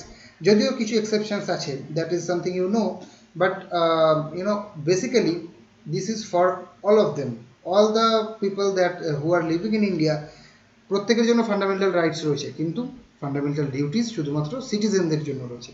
এছাড়া নন জাস্টিসেবল, অর্থাৎ কোনো কোর্ট এই ফান্ডামেন্টাল ডিউটিসগুলোকে কারো উপরে জোর জবরদস্তিভাবে ইমপ্লিমেন্ট করতে পারবে না। যে তুমি যদি আমাদের ন্যাশনাল ফ্ল্যাগকে যদি তুমি ভায়োলেন্স করো তাহলে তুমি ফান্ডামেন্টাল রাইটসকে অ্যাব্রিজ করছো, তোমাকে জেলে ভরে দেবো, এইরকম কিছু নয়। ঠিক আছে? তার উপরে নির্দিষ্ট according to the law procedure চলবে এবং তারপরে তার যে শাস্তি সেটা করা হবে যদি সে কোনো খারাপ কাজ করে। কিন্তু শুধুমাত্র ফান্ডামেন্টাল ডিউটিস সে ভায়োলেট করেছে বলে তাকে কোনো একটা শাস্তি দেওয়া হবে এরকম নয়। So non justiciable. আচ্ছা, এর কিছু ক্রিটিসিজম রয়েছে। It's a very very small chapter, almost complete হয়ে গেল ফান্ডামেন্টাল ডিউটিস। এর ক্রিটিসিজম কী কী রয়েছে? এর ক্রিটিসিজম এইরকম যে many important duties are there which are not covered in this area. যেমন কী কী রয়েছে তার মধ্যে, যেমন ধরো পেইং ট্যাক্স, এটা ফান্ডামেন্টাল ডিউটিসের মধ্যে নেই। এছাড়া আর কি ফ্যামিলি প্ল্যানিং, এটা নেই। এই ধরনের যে সমস্ত জিনিসগুলো রয়েছে সেগুলো নেই। এই সমস্ত কিন্তু এই যে যেমন পে ট্যাক্স, তোমরা বই পড়লে দেখতে পাবে যে শরণ সিং কমিটি, এটা একটা কোশ্চেন হতে পারে যে শরণ সিং কমিটিতে কোন কোন ফান্ডামেন্টাল ডিউটিসগুলো রিকমেন্ড করা হয়েছিল, ঠিক আছে, বা রিকমেন্ডেশনগুলো কী কী ছিল Swaran Singh committee. So you have to read it thoroughly in your book. So এইটা একটা ক্রিটিসিজম যে শরণ সিং কমিটিতে বলেছিল যে ট্যাক্স পেইং এটাকে কিন্তু ফান্ডামেন্টাল ডিউটিসের মধ্যে রাখা হোক, কিন্তু রাখা হয়নি। আর ইউ আন্ডারস্ট্যান্ডিং? সো এই ধরনের কিছু কিছু ইম্পর্টেন্ট ডিউটিস এর মধ্যে কভার্ড নেই। এছাড়া ডিফিকাল্ট টু আন্ডারস্ট্যান্ড, হ্যাঁ এটা অবভিয়াসলি আমাদের কনস্টিটিউশনের প্রত্যেকটা প্রভিশন বা প্রত্যেকটা পার্টি এইরকম, যেটা সাধারণ মানুষের জন্য বুঝতে একটু প্রবলেম। যদি তারা লিগাল আন্ডারস্ট্যান্ডিং যদি তাদের না থাকে তাহলে তাদের বুঝতে একটু প্রবলেম। এছাড়া কি নন জাস্টিসেবল, দেখো নন জাস্টিসেবল হওয়ার মানে সেটা কোর্ট কোনো ইমপ্লিমেন্ট করতে পারবে না, সেটা থাকা না থাকা সমান কাইন্ড অফ। কারণ মানুষ মেনে চললো না চললো তাতে কারো কিছু করার নেই, কারণ কোর্ট তাতে ইন্টারফেয়ার করতে পারবে না। কিন্তু হ্যাঁ, যদি কোনো এরকম সিচুয়েশন তৈরি হয় যে এটা একটা মাস্ট হয়ে দাঁড়িয়েছে এটা ফলো করা, তখন parliament can make laws to make them implement, make such a law so that the people has to implement the thing. Are you understanding?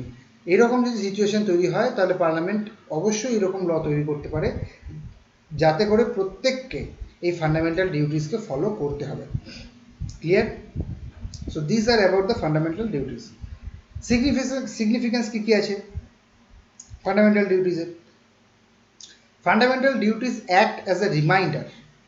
Okay, reminder বলতে কি বোঝানো হচ্ছে, যেমন আমাদের ফান্ডামেন্টাল রাইটস আছে, ওকে, অবভিয়াসলি আমরা সব কিছু পাচ্ছি, hour government is bound to give all those things to us, তাহলে কি আমাদের ফান্ডামেন্টাল রাইটস আছে।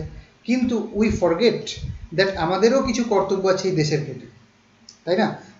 এই দেশ আমাদের এত কিছু দিচ্ছে, এই দেশ আমাদের বাঁচিয়ে রেখেছে, আমাদেরও তো কিছু কর্তব্য আছে না, যাতে আমাদের এই দেশের সোভারেনিটি, দেশের সার্বভৌমত্ব ঠিক থাকে। আমাদের এই দেশের যে ন্যাশনাল ফ্ল্যাগ, যেটা আমাদের দেশের সিম্বল, সেগুলোকে আমরা সম্মান করি। এই দেশের যে ফ্রিডম স্ট্রাগল যে সমস্ত মানুষ করেছে, যারা আমাদেরকে স্বাধীনতা দিয়েছে, তাদেরকে আমরা সম্মান করি। এই যে ব্যাপারগুলো আছে, এগুলো তো আমাদের, এগুলো কী হয়, we ten two forget this kind of things, আমরা এগুলো ভুলে যাই। কারণ এটা হিউম্যান নেচার যে আমরা আমাদের ডিউটি থেকে দূরে সরে যাই, যেটা আমাদের ডিউটি সেটা আমরা পালন করি না, শুধু আমরা আমাদের কি অধিকার সেগুলো ছিনিয়ে নিতেই বেশি আগ্রহী। প্রত্যেকের ক্ষেত্রে, এটা হিউম্যান, প্রত্যেকটা মানুষের ক্ষেত্রে কথা আমি বলছি। সো সেই জন্য এই fundamental duties act as a reminder. এই ফান্ডামেন্টাল ডিউটিসগুলো আমাদের মনে করিয়ে দেয় যে হ্যাঁ, আমাদেরও কিছু কর্তব্য আছে এই দেশের প্রতি। Are you understanding? এছাড়া কি warning against the anti national acts, activities. তাহলে যে সমস্ত মানুষ আমাদের দেশের বিরুদ্ধে যে কাজ করছে, আমাদের দেশের বিরুদ্ধে যে সমস্ত টেরোরিজম করছে, বা ধরো আমাদের দেশের ইনফরমেশন বাইরে কোনো দেশকে দিচ্ছে, যারা আমাদের শত্রু তাদেরকে দিচ্ছে, তো তাদের এগেনস্টে এটা একটা কিন্তু ওয়ার্নিংয়ের কাজ করে যে দেখো এগুলো আমাদের ফান্ডামেন্টাল ডিউটিসের মধ্যে অলরেডি রয়েছে, তুমি এগুলো ফলো করছো না, সো তোমার এগেনস্টে কিন্তু অ্যাকশন আমরা নিতে পারি। সো একটা ওয়ার্নিংয়ের মতো কাজ করে। এছাড়া কি সেন্স অফ ডিসিপ্লিন দেয় যে হ্যাঁ, এই আমাদের জিনিস রয়েছে, এগুলো আমাদের ফলো করতে হবে। So sense of discipline we can get. এছাড়া হেল্পস দ্য কোর্টস, ওকে, এরা কোর্টকে হেল্প করে বিভিন্ন ধরনের ডিসিশন নেওয়ার জন্য, যে কোনো আমাদের ল, কোনো act which is made by our parliament that is valid or not, so এগুলো বুঝতে আমাদের কোর্টকে হেল্প করে। Clear? So this are basically the significance of fundamental duties. এছাড়া যদি তোমরা ডিটেলে পড়ো, তোমাদের বুঝতে এমন কিছু অসুবিধা হওয়ার কথা নয়। বেশি একটা তোমাদের ডিটেলে যাওয়ার দরকার নেই, যেমন ভার্মা কমিটির প্রত্যেকটা রিকমেন্ডেশন মনে রাখা দরকার, এইরকম নয়, ঠিক আছে? বেসিক আইডিয়াগুলো একটা ওভারভিউ তোমাদের মাথায় রাখতে হবে। আর তোমাদের এইটুকু মনে রাখতে হবে যে ফান্ডামেন্টাল ডিউটিসের মধ্যে কী কী কভার করা হয়েছে, কোন পার্টে সেটা রয়েছে, কোন আর্টিকেলে সেটা রয়েছে, that's it. Are you understanding? So that is about the fundamental duties. Next দেখো amendment of the constitution. Okay, just a second.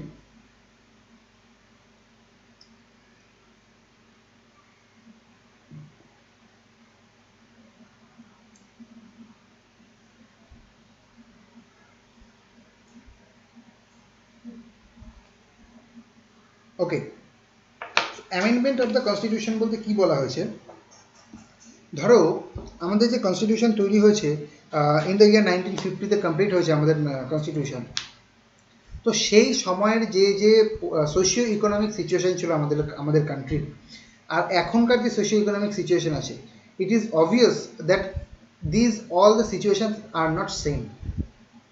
তখন একরকম পরিস্থিতি ছিল, এখন অন্যরকম পরিস্থিতি। তখন একরকম মানুষের ভাবনা চিন্তা ছিল, এখন একরকম ভাবনা চিন্তা। সো এটা সময়ের সাথে সাথে পরিবর্তন হচ্ছে, তাই আমাদেরকেও তো আপডেট হতে হবে না।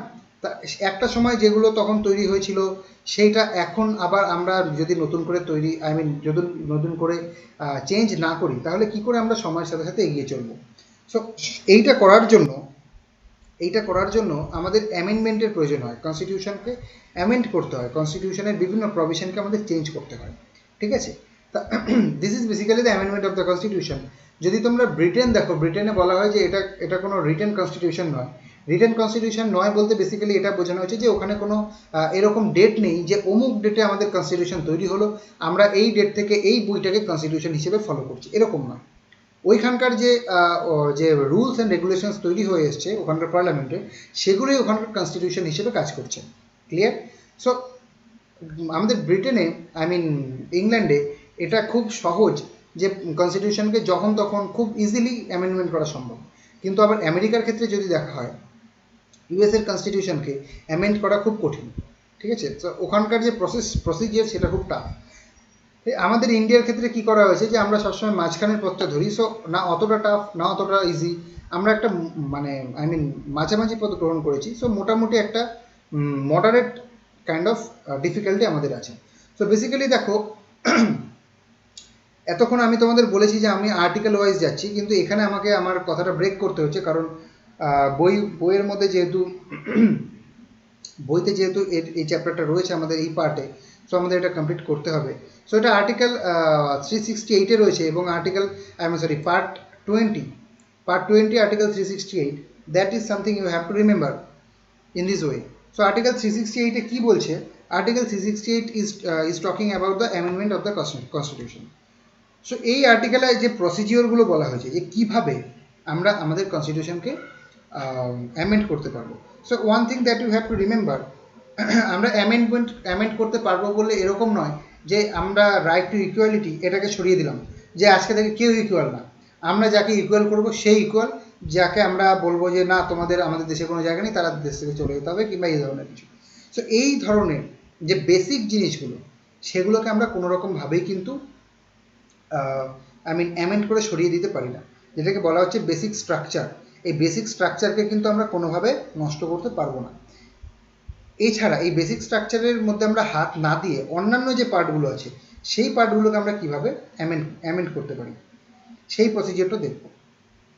দেখো এই যে এই যে টপ পয়েন্টগুলো আছে, এই পয়েন্টগুলো just kind of you can just take a note of this point, তাহলেই কাজ হয়ে যাবে। দেখো বলা হচ্ছে এই যে যে বিলটা পাস করা, কেউ তো তোমায় বলবে না যে একটা বিলে লেখা থাকবে যে এই কারণে আমরা একটা অ্যামেন্ডমেন্ট আনতে চলেছি। এই বিলটা কে পাস করতে পারবে? এই বিলটা পাস করতে পারবে কোনো মিনিস্টার অথবা কোনো প্রাইভেট মেম্বার, ঠিক আছে? তা মিনিস্টার বলতে কি, যারা গভর্নমেন্টে রয়েছে, যারা এক্সিকিউটিভ। আর প্রাইভেট মেম্বার বলতে মিনিস্টার ছাড়া যারা রয়েছে তার প্রাইভেট মেম্বার। সো যে কোনো কেউ সেখানে কিন্তু এটা বলতে পারবে। দ্বিতীয় জিনিস, এইরকমভাবে কোশ্চেন আসে যে এটা শুধুমাত্র রাজ্যসভায় শুরু করা যেতে পারে, শুধু শুধু লোকসভায় ইনিশিয়েট করা যেতে পারে, কিংবা স্টেট লেজিসলেচারে ইনিশিয়েট করা যেতে পারে, এই রকম কোশ্চেন আসে। তো সেখানে তোমাদের এটা মনে রাখতে হবে যে এটা কিন্তু any of the houses of parliament, আর parliament only. Are you understanding? শুধুমাত্র পার্লামেন্টে করা সম্ভব, এবং পার্লামেন্টের যে দুটো হাউস আছে তার মধ্যে যে কোনো একটাই করা সম্ভব। ক্লিয়ার? তাহলে এনি হাউস অফ দ্য পার্লামেন্টের যে কোনো হাউসে করা সম্ভব, by minister or a private member. কোনো মিনিস্টার অথবা কোনো প্রাইভেট মেম্বার যে কেউ এটাকে ইনিশিয়েট করতে পারে। এছাড়া কি পিআরএস বলতে আমি এটাকে প্রেসিডেন্ট বোঝাতে চেয়েছি। নো পিআরএসএস প্রায়ার পারমিশন। যেমন মানি বিলের ক্ষেত্রে দরকার হয়, যে মানি বিল যখন আমরা পাস করব তখন প্রেসিডেন্টের একটা প্রায়ার পারমিশন দরকার হয়, কিন্তু এইখানে কিন্তু তার কোনো প্রয়োজন নেই। প্রেসিডেন্টের পারমিশন ছাড়াই আমরা কোনো একটা কনস্টিটিউশনাল অ্যামেন্ডমেন্ট যে বিল আছে সেটাকে আমরা ইনিশিয়েট করতে পারি, যদিও এর পরবর্তীতে সেটা অবভিয়াসলি প্রেসিডেন্টের কাছে যাবে, and president must give the accent. এইখানে প্রেসিডেন্ট কোনো রকমভাবেই তার অ্যাসেন্টকে উইথড্র করতে পারবে না, কিংবা ডিলে করতে পারবে না, কিংবা রিকনসিডারেশনের জন্যও পাঠাতে পারবে না। এগুলো আমরা দেখব পরবর্তীতে যখন আমরা প্রেসিডেন্ট নিয়ে আলোচনা করবো, যে প্রেসিডেন্টের কী কী পাওয়ার আছে। তখন আমরা দেখবো যে প্রেসিডেন্ট মেনলি একটা ভেটো পাওয়ার যে সমস্তগুলো রয়েছে সেই সমস্ত কিন্তু এইখানটায় নেই।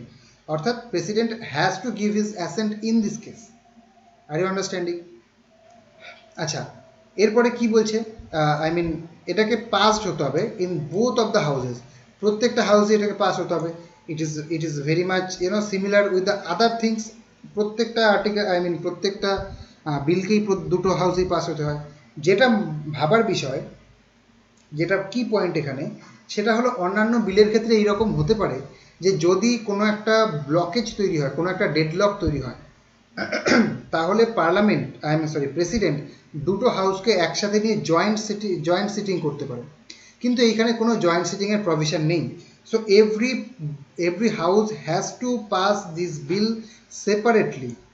আর you understanding this thing? You have to remember যে আমাদের প্রত্যেকটা হাউসকে সেপারেটলি এটাকে পাস করতে হবে। এছাড়া স্পেশাল মেজরিটি লাগবে। স্পেশাল মেজরিটিকে আমি আলোচনা করব।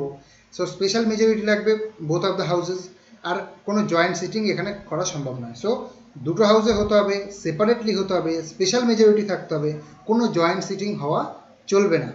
ক্লিয়ার? নেক্সট পয়েন্ট দেখো, যদি ফেডারেল ম্যাটার হয়, অর্থাৎ এটা যদি এই রকম হয় যে এই অ্যামেন্ডমেন্টের জন্য কোনো স্টেটও অ্যাফেক্টেড হবে এবং সেন্টারও অ্যাফেক্টেড হবে, কিংবা সেই যে সাবজেক্টটা, সেই সাবজেক্টটা স্টেট লিস্টেও রয়েছে আমাদের বা সেন্ট্রাল লিস্টেও রয়েছে, তাহলে সেই ক্ষেত্রে যেটা করতে হবে যে এই যে পুরো ডিসিশনটা, এই যে বিলটা, এই বিলটাকে কিন্তু half of the states must ratify with simple majority. যদি আমাদের 10খানা স্টেট থাকে তাহলে 5টা স্টেটকে কিন্তু এগ্রি হতে হবে। Are you understanding? তাহলে 5টা স্টেটের যে লেজিসলেচার, সেখানে এই বিলটাকে অ্যাপ্রুভড হতে হবে উইথ সিম্পল মেজরিটি। ক্লিয়ার? তাহলে সিম্পল মেজরিটি, তাহলে স্পেশাল মেজরিটি হচ্ছে পার্লামেন্টের বোথ হাউসে, আর সিম্পল মেজরিটি হচ্ছে আমাদের স্টেট লেজিসলেচারে, যদি ফেডারেল ম্যাটার হয়। আর যদি ফেডারেল ম্যাটার না হয় তাহলে শুধুমাত্র পার্লামেন্ট উইল সাফাইস। ওকে? আর যেটা বললাম যে president must give his accent. So আমাদের বিল ইনিশিয়েট করা হলো, তারপরে সেটাকে আমরা পাস করলাম বোথ হাউসে। তারপরে সেটা কি হলো, সেটা হয়ে গেল আমাদের একটা প্রেসিডেন্টের কাছে গেল, প্রেসিডেন্ট সেখানে অ্যাসেন্ট দিল এবং এটা একটা অ্যাক্ট তৈরি হলো, এবং ফাইনালি আমাদের কনস্টিটিউশনটা অ্যামেন্ড হয়ে গেল। Clear? This is the basically the procedure of our constitutional amendment. Clear? এরপরে যেটা আছে, এরপরে যেই বিষয়টা তোমাদের একটু জানতে হবে যে স্পেশাল মেজরিটি। স্পেশাল মেজরিটি বলতে কি বোঝানো হচ্ছে? দেখো, স্পেশাল মেজরিটি বলতে এইটা বোঝানো হচ্ছে, জাস্ট ইম্যাজিন, মনে করো আমাদের পার্লামেন্টে, আমাদের লোকসভায় 100টা সিট আছে। ওকে? 100 জন সেখানে বসতে পারে। সো যেই দিন এই বিলটা নিয়ে আমরা কাজ করবো, এই বিলটা পাস করা হবে, সেদিন ওই 100 জনের মধ্যে 90 জন উপস্থিত আছে। ক্লিয়ার? সো আছে কতজন আছে হচ্ছে আমাদের 100 জন। উপস্থিত কজন আছে? উপস্থিত আছে আমাদের 90 জন। ক্লিয়ার? তাহলে এই 90 জনের মধ্যে 2/3 মেজরিটি হতে হবে। 2/3, অর্থাৎ যতজন আমরা বিলটা সেদিন উপস্থিত আছে এবং ভোট দিচ্ছে, তার 2/3 মেজরিটি হতে হবে। অর্থাৎ 90 2/3 বলতে বোঝা যাচ্ছে আমাদের 60, অর্থাৎ 60 জনকে ওই বিলটার ফেভারে, যে হ্যাঁ আমরা এই বিলটার সাথে সম্মত, এগ্রি হতে হবে। ক্লিয়ার? তাহলে এটা একটা কন্ডিশন, 2/3। আর বলছে যে half of the total number. তাহলে টোটাল নাম্বার কত? 100। 100-র হাফ বলতে আমরা কি বুঝতে পারছি? 50। এই 50ও হতে হবে এবং 60ও হতে হবে। তাহলে যখন দেখলাম আমাদের এই 90 জনের মধ্যে 60 জনা ভোট দিয়েছে, তাহলে এটা আমাদের এই 50 জনের এই ক্রাইটেরিয়াটাকেও ফুলফিল করছে। ঠিক আছে? তাহলে কিন্তু আমাদের তখন এটার স্পেশাল মেজরিটি কমপ্লিট হয়ে গেল। ক্লিয়ার? আর সিম্পল মেজরিটি কি? যতজন ভোট দিচ্ছে, যা পার্লামেন্টের যে স্ট্রেংথ, তার 50% হলেই সেটা সিম্পল মেজরিটি হয়ে যাচ্ছে। তাহলে স্পেশাল মেজরিটি হতে হবে, অর্থাৎ যতজন ভোট দিচ্ছে তার 2/3 সম্মত হতে হবে, এবং টোটাল যে নাম্বার অফ এমপি আছে তার 50% হতে হবে। ক্লিয়ার? স্পেশাল মেজরিটি ক্লিয়ার হয়েছে? আমাকে একটু জানাও তোমরা, স্পেশাল মেজরিটি কি ক্লিয়ার হয়েছে, বুঝতে পেরেছো? স্পেশাল মেজরিটিতে জেনারেল স্টুডেন্টদের ডাউট থাকে, সো ক্লিয়ার হয়েছে আই হোপ। ওকে, নেক্সট দেখো, এইবার আমাদের এখানে কিন্তু অ্যামেন্ডমেন্টটা কমপ্লিট হয়ে গেল। বেসিক স্ট্রাকচার এবার আমরা যাচ্ছি। বেসিক স্ট্রাকচারে কি? বেসিক স্ট্রাকচার বলতে এই ব্যাপারটা এইরকম যে যখন আমরা কনস্টিটিউশনটাকে অ্যামেন্ড করব তখন আমরা কতটা অ্যামেন্ড করতে পারবো। আমরা কি পুরো কনস্টিটিউশন ফেলে দিয়ে নতুন করে করতে পারবো, যে আজকে থেকে আমাদের আর কোনো গভর্নমেন্ট কোনো এরকম ইলেক্টেড গভর্নমেন্ট থাকবে না, রাজা থাকবে এবং সেই রাজার একটা মন্ত্রী পরিষদ থাকবে, তারা পুরো দেশকে রুল করবে, এরকম কি করতে পারবো? না, আমরা সেটা করতে পারবো না।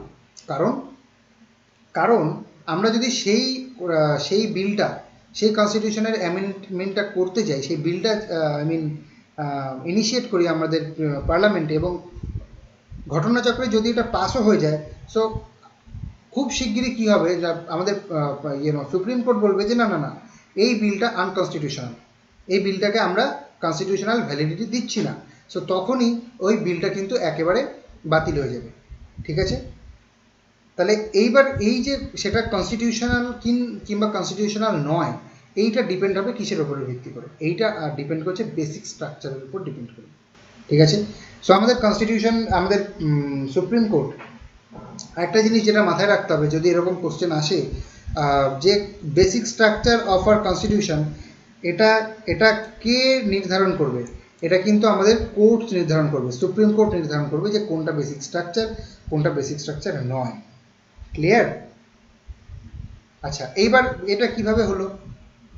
বিভিন্ন সময় দেখবে তোমরা যদি দেখো এখানে পড়ে, যে কেশবানন্দ ভারতী কেস কিংবা মিনার্ভা মিলস কেস কিংবা এই ধরনের যে সমস্ত কেসগুলো রয়েছে, সেই কেসগুলোর ক্রোনোলজি অনুযায়ী ধীরে ধীরে ধীরে ধীরে তোমাদের বইতেও দেওয়া আছে, দেখবে টাইম নিয়ে পড়বে, মাথা ঠান্ডা করে পড়বে, 1 by 1 করে যদি তোমরা পড়ো, মনে রাখার কিছু নেই, এখানে মুখস্থ করার কিছু নেই কেসগুলোতে, শুধুমাত্র আন্ডারস্ট্যান্ডিংয়ের জন্য পড়তে পারো। আদারওয়াইজ এখান থেকে তেমন একটা কোশ্চেন খুব একটা হাই ইল্ডিং এরিয়া নয় এটা। তো বেসিক স্ট্রাকচারের মধ্যে কি কি আছে সেটা আমরা দেখব। বেসিক স্ট্রাকচারকে অবভিয়াসলি আমরা অ্যামেন্ড করতে পারি না। ক্লিয়ার? আচ্ছা, বেসিক স্ট্রাকচারে কি কি আছে? Finally, supremacy of the constitution. Yes, আমাদের constitution has to be supreme. কনস্টিটিউশনে যেটা লেখা আছে সেটাই ফাইনাল, তার উপরে কেউ কথা বলতে পারবে না। Clear? Rule of law. Rule of law বলতে কি বোঝানো হচ্ছে? আগের দিন আমরা পড়েছিলাম যে রুল অফ ল বলতে কি বোঝানো হচ্ছে। রুল অফ ল বলতে সেখানে কোনো রকম ডিসক্রিমিনেশন থাকবে না, সেখানে কোনো আরবিট্রারিনেস থাকবে না, তাই না? এগুলো হচ্ছে রুল অফ ল। তাহলে যদি আমাদের কোনো একটা ল এরকম বানানো হয় যেটা আরবিট্রারিনেসকে প্রমোট করছে, সেটা বেসিক স্ট্রাকচারকে এফেক্ট করছে, obviously very soon this law will be declared as unconstitutional by the Supreme Court. তাহলে রুল অফ ল এটা আমাদের বেসিক স্ট্রাকচারের মধ্যে পড়ছে। Principle of separation of power, the separation of power, যেটা আমি বললাম যে it is very much important, কারণ পাওয়ার সেপারেশন যদি না হয়, যে কোনো একটা ল বানাচ্ছে সেই যদি ঠিক করে যে এই লটা ঠিক কি ভুল, তাহলে তার কোনো লাভ নেই। কারণ আমি যে কাজটা করছি সেটাকে তো আমি সবসময় ঠিকই বলবো, দ্বিতীয় ব্যক্তি যদি থাকে সে সেটাকে আলাদা অ্যাঙ্গেল থেকে দেখতে পারবে যে হ্যাঁ এটা ঠিক না ভুল, তাই না? So separation of power is a must. Next দেখো, objectives of specified in the preamble of the constitution of India. তাহলে প্রিএম্বলে যেই সমস্ত কথাগুলো বলা আছে, sovereign, socialist, secular, democratic, republic, আর ইকুয়ালিটি, ফ্র্যাটার্নিটি, এই যে তোমার যে কথাগুলো বলা আছে, এই যে ওয়ার্ডগুলো আছে, এই ওয়ার্ডগুলো যাতে আমরা সবসময় মেনটেন করে চলি, এটাও বেসিক স্ট্রাকচারের মধ্যে পড়ছে। জুডিশিয়াল রিভিউ, প্রত্যেকটা জিনিস যা যা আমাদের গভর্নমেন্ট করবে কিংবা প্রত্যেকে আমাদের দেশে প্রত্যেকের নাগরিক যা করবে কিংবা গভর্নমেন্ট যা করবে, সমস্ত কিছু কিন্তু জুডিশিয়াল রিভিউয়ের আন্ডারে আছে। এমন কোনো কিছু নেই, obviously there are some exceptions, but majority of them under the judicial review. এটা বেসিক স্ট্রাকচার। আচ্ছা, আর্টিকেল 32 অ্যান্ড 226, এটা তোমরা আর্টিকেল যখন আমরা পড়বো দেখা যাবে। নেক্সট দেখো, ফেডারালিজম যেটা বলছে, ফেডারেলিজম বলতে যে প্রত্যেকটা আমাদের সমস্ত ক্ষেত্রে যে প্রত্যেকটা কোনো কিছু ডিসিশন নেওয়ার ক্ষমতা আমাদের সেন্টারের এবং স্টেটের মধ্যে ডিফারেন্স করে দেওয়া আছে, ভাগ করে দেওয়া আছে। সেকুলারিজম, আমরা কোনো ধর্মকে স্পেশাল কোনো এফেক্ট দিচ্ছি না, কিন্তু আমরা সমস্ত ধর্মকে সম্মান করছি, সমস্ত ধর্মকে আমরা মেনে নিচ্ছি এবং সমস্ত ধর্মকে আমরা সমান অধিকার দিচ্ছি আমাদের দেশে। সেকুলারিজম আমাদের মেনটেন করতে হবে। Next, sovereign Democratic Republican structure obviously আমাদের মেনটেন করতে হবে।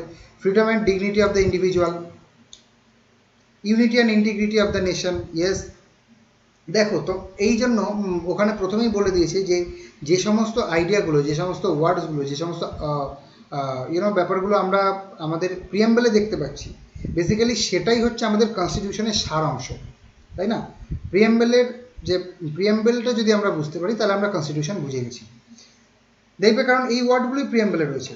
The principle of equality, not every feature of equality but the quintessence of equal justice. তাহলে ইকুয়ালিটি অবশ্যই আমাদের মেনটেন করতে হবে, কিন্তু সেখানে কিছু কিছু এক্সেপশনস আছে। Are you understanding? এক্সেপশনসগুলো কী কী? প্রত্যেকে যারা ব্যাকওয়ার্ড ক্লাস তাদের ক্ষেত্রে আমাদের প্রমোট করতে হবে, তারা যেন এগোতে পারে, এই ধরনের যে ব্যাপারগুলো রয়েছে। আচ্ছা, ফান্ডামেন্টাল রাইটস মেনটেন করতে হবে। Concept and social and economic justice, okay, the balance between fundamental rights and directive principles. কারণ যদি শুধুমাত্র দুটোর মধ্যে কনফ্লিক্ট হতেই থাকে তাহলে কোনোটাই আমরা ঠিকঠাকভাবে ইমপ্লিমেন্ট করতে পারবো না। সো ব্যালেন্স ক্রিয়েট করা খুব ইম্পর্টেন্ট। নেক্সট দেখো, the parliamentary system of government. এখানে যদি যেন কোনো রকমভাবে এরকম না হয় যে প্রেসিডেন্ট যে আছে সেই শুধুমাত্র ঠিক করবে যে কে কে আমাদের পার্লামেন্টে আসতে পারবে, এরকম নয়। So parliamentary system of government এটা থাকা খুব important. The principle of free and fair election, obviously যদি ইলেকশনটা ফ্রি অ্যান্ড ফেয়ার না হয় তাহলে তো যে আর কি ক্ষমতায় আসতে চায় সে তার ইনফ্লুয়েন্সের মাধ্যমে তো ক্ষমতায় চলে আসবে। সো সেখানে ইলেকশনের কোনো মানেই হয় না। So free and fair election, this is something very much important. Limitations upon the amending power of conferred by Article 368. Yes, limitations তো আছেই, লিমিটেশনের কথাই বলছে বেসিক স্ট্রাকচার।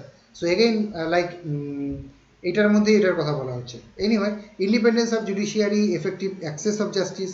ইয়েস, প্রত্যেকের অ্যাক্সেস আছে জাস্টিসের কাছে, প্রত্যেকে কোর্টের যে জাস্টিস সেটা সবার কাছে সমান। Powers of supreme court under article 32, 136, 141, 142, যখন আমরা আর্টিকেলগুলো পড়বো, সুপ্রিম কোর্ট পড়বো, তখন আমরা এগুলো দেখবো। আচ্ছা, legislation seeking to nullify the awards made in exercise of judicial power of the state by arbitration tribunals constitute under an act.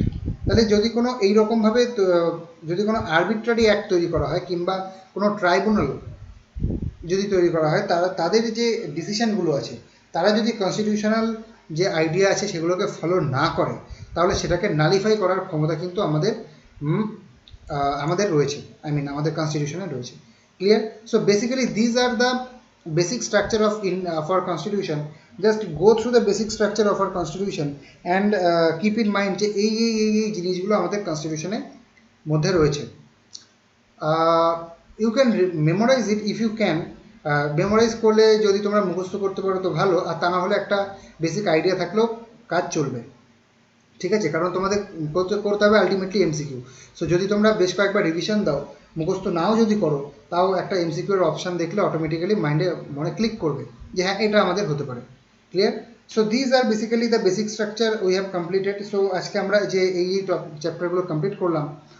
আর যদি তোমাদের ডাউটস থাকে তো অবভিয়াসলি আমাকে জানাবে, নেক্সট ডে আমরা এটা নিয়ে আলোচনা করব। সো আজকে আমাদের দেখো প্রথম যে পার্টটা রয়েছে, পার্ট 1 অফ আওয়ার লক্ষ্মীকান্ত, সেটা কমপ্লিট হয়ে গেল। আর আজকে আমরা যেটা করলাম DPSP, fundamental duties, amendment of our constitution and basic structure of our constitution. তো হিস্টোরিক্যাল ব্যাকগ্রাউন্ড থেকে শুরু করে বেসিক স্ট্রাকচার, এই পুরোটা কিন্তু পরের দিন আমরা যে টেস্ট নেব সেখানে সম্পূর্ণটা থেকেই কিন্তু কোশ্চেন থাকবে। ওকে, টেস্টের টাইম, টেস্টের নাম্বার, টেস্টের কোশ্চেন সমস্ত কিছু আমি গ্রুপে জানিয়ে দেবো। সো পড়াশোনা করো, রিভিশন করো, দ্যাট ইজ ইট। আর যদি তোমাদের মনে করো যে এর মধ্যে একদম প্রথম থেকে করতে গিয়ে কোনো রকম প্রবলেম হচ্ছে, যে এই জায়গাটা প্রবলেম হচ্ছে, এই জায়গাটা বুঝতে পারছো না, সো আমাকে জিজ্ঞাসা করতে পারো, যদি পসিবল হয় আমি তোমাদের ওটা ক্লিয়ার করার চেষ্টা করব। ওকে, সো আজকের পর্যন্ত এই পর্যন্তই। আর আজকে 14 তারিখ, কালকে হচ্ছে আমাদের 15 তারিখ, 15th অগস্ট। খুব একটা ভালো দিন, যেটা আমার খুব আনন্দের দিন, বা প্রত্যেক ভারতবাসীর কাছে এটা খুব আনন্দের দিন। So happy independence day in advance. প্রত্যেকের তোমাদের দিনকালকে ভালো কাটুক, তোমরা খুব ভালোভাবে এনজয় করো। আর আমার মনে হয় যে এই দিনটাকে তোমরা একটুখানি এইভাবে সেলিব্রেট করতে পারো, যে যাতে you can take kind of oath, যে তোমার এই ইন্ডিপেন্ডেন্স ডেটা যেন শুধুমাত্র একটা ডে হিসেবে না থাকে, এই ইন্ডিপেন্ডেন্স ডে যেন ট্রুলি একটা ইন্ডিপেন্ডেন্স ডে হয়। আই মিন, আজকে যেমন ধরো তোমরা এখন বাড়ি থেকে বেরোতে পারছো না, এখন তোমরা তেমন কিছু করতে পারছো না, কিন্তু থ্রু আউট ইউর লাইফ, সারা জীবন ধরে ইন্ডিপেন্ডেন্স বলতে কি, শুধুমাত্র আমাদের ব্রিটিশ গভর্নমেন্ট আমাদেরকে ইন্ডিপেন্ডেন্ট করে দিয়েছে, তারা আমাদের ছেড়ে চলে গেছে, এটাই ইন্ডিপেন্ডেন্স এরকম নয়। Independence is basically we have two independence personally, individually also. আমরা কীভাবে ইন্ডিপেন্ডেন্ট নই? আমরা ফিনান্সিয়ালি ইন্ডিপেন্ডেন্ট নই। আমাদের দেশের যে সমস্ত মহিলা আছে তারা ইন্ডিপেন্ডেন্ট নয়, তারা আজ পর্যন্ত তাদেরকে এই মেল ডমিনেটেড সোসাইটির উপরে ডিপেন্ড করতে হচ্ছে। আজ পর্যন্ত তারা এখনও সেফ ফিল করে না, তার মানে তারা ইন্ডিপেন্ডেন্ট নয়। আচ্ছা, যে সমস্ত ভালনারেবল গ্রুপস রয়েছে তারা ইন্ডিপেন্ডেন্ট নয়, তাদেরকে ডিপেন্ড করতে হচ্ছে যে মেজরিটির ওপরে। মেজরিটি যে গ্রুপ আছে তারা যদি তাদেরকে দেয় কিছু, তবে তারা জীবনে কিছু করতে পারবে। সো তারা ইন্ডিপেন্ডেন্ট নয়। আমাদের we have to take this oath that we have to make independent everyone in our country. যেদিন আমরা এটা করতে পারবো সেদিন আমাদের কান্ট্রি ট্রুলি ইন্ডিপেন্ডেন্ট হবে। আদারওয়াইজ ইন্ডিপেন্ডেন্স তো আমরা পেয়েছি ইন দ্য ইয়ার 1947, কিন্তু I don't believe we actually achieve the independence in the individual level and in a true sense. So to make this day a great day, we have to take this oath in our mind and we have to observe the oath also. Okay, so happy Independence Day in advance for tomorrow. That is it for today, guys. Thank you everyone. তোমরা ক্লাসটা join করেছো, ক্লাসটা করে আশা করি তোমরা কিছু উপকৃত হয়েছো ডেফিনেটলি। আর তোমাদের ডাউটস থাকলে অবভিয়াসলি আমাকে জানাবে। আর thank you everyone for attending the class. Next day আমরা দেখা হচ্ছে সোমবার, তার আগের দিন রবিবার আমি তোমাদের কোশ্চেন পাঠাবো, তোমরা টেস্টটা দেবে, আর বাদ বাকি ইনফরমেশন আমি গ্রুপে দেবো। So finally thank you, happy independence day again. ভালো থাকো, সুস্থ থাকো, থ্যাংক ইউ ভেরি মাচ।